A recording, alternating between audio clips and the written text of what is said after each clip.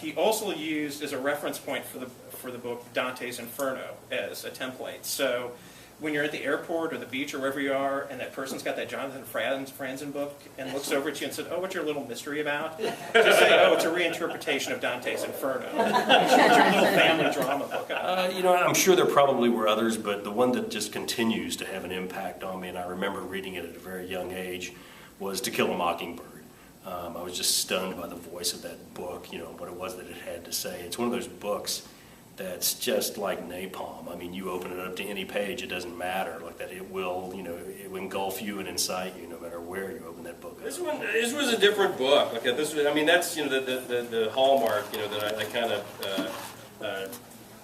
I trust you guys to allow me to do a different book each time, because we've all started series of books where they start off really well like that, but then you get into them about 3 or 4 books or 7 or 8 books, and then they start seeming somewhat formulaic. Okay, a lot of times what will happen is a writer will get kind of stuck because they'll have one big breakout book, and then they just start repeating that book over and over again.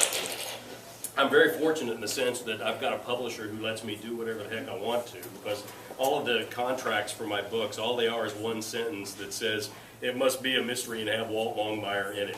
That's all. Okay, well, that leaves a lot up for grabs. I mean, I can write just about anything then.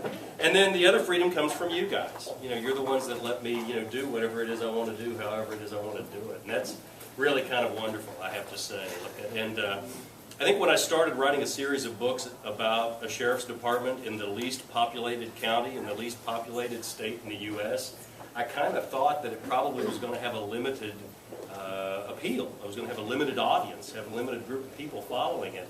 And we got a little bit of a shock here Sunday. Hell is Empty hit at number 24 on the New York Times bestsellers list.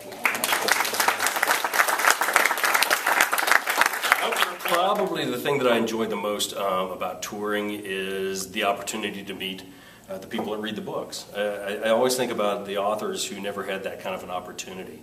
And to be able to fly around all over the country and meet people who've read your books and want to tell you what they think about them, that's just really the icing on the cake. What happened was the books got picked up by CAA, Creative Arts Association in Los Angeles. And what had happened was one of their agents went into my literary agent's office in New York and said, "Hey Gail, I'm looking for some books, a series of books, hopefully, or just a book, with really, really strong characters." Just really strong characters. I don't care what it is. I just want something that really has characters that'll grab you. And boy, my agent Gail, bless her heart, she reaches behind her and pulls out a copy of Cold Dish and just tosses it onto the desk in front of this agent. And she looks at it and she says, "Well, are there any more you want to give me?" And Gail looks at her and goes, "Not till you read that one." And I was like, "Oh, good girl."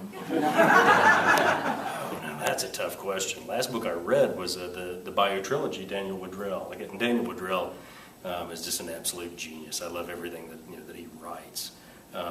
Let's see. Before that, one that really had a big impact on me was Brady Udall's The Miracle Life of Edgar Mint, which I thought was a fantastic book. Okay, and then he's got one out here more recently that's The Lonely Polygamist, which is a damn fine book too.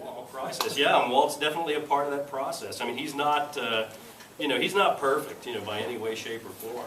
And so he has a lot of things to work on as he's, going through these trials and tribulations. And it's, right from the get-go, there's no question, that we're headed for a train wreck, and then the question is just how long is it going to take and how fast is it going to happen?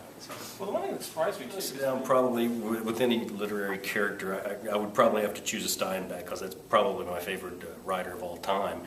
And if I was going to pick one of those that I was going to sit down and have a meal with and probably have a beer with, it would probably be Doc from Cannery Row and Sweet Thursday. He'd be good dinner companionship, I think. He'd probably drink me right under the table, and we'd probably have to have seafood since he was a marine biologist. Anybody over there? I thought there was somebody else. You got 2 here? Lady in the back. Well, 2 things. First, I read Hell is Empty. You did? Absolutely awesome. That's kind of the idea, so I'm glad. So I have to say that, reading about cold in this heat is pretty refreshing. I love that. I love getting emails from people like in Florida who are like, "I had to go get a blanket." I'm like, good. But with all the touring and with being on the set and everything, have you had a chance to write? Oh yeah, next book's already done. Oh good. Yeah, I actually finished the next book before I went on tour. And I wrote while I was down there. I've gotten into the habit of wherever I am, I write. I mean, my best writing is there at the ranch, and I've got the isolation, of being there, in my familiar surroundings. But I've gotten to the habit now where I can write just about anywhere, and that's. I support indie bookstores because indie bookstores support me. One of the big differences that I like to make between the big box stores and independent bookstores is generally if somebody walks into an indie bookstore and says, I'm looking for a book, they won't reach into the pile behind them of 5,000 copies of whatever it is that they happen to have and turn around and hand it to them. The first thing they ask is, who do you read?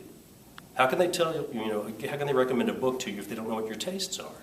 And the great thing about indie bookstores is they always want to know what your tastes are so they can, custom, fit a response and a recommendation to you as a reader.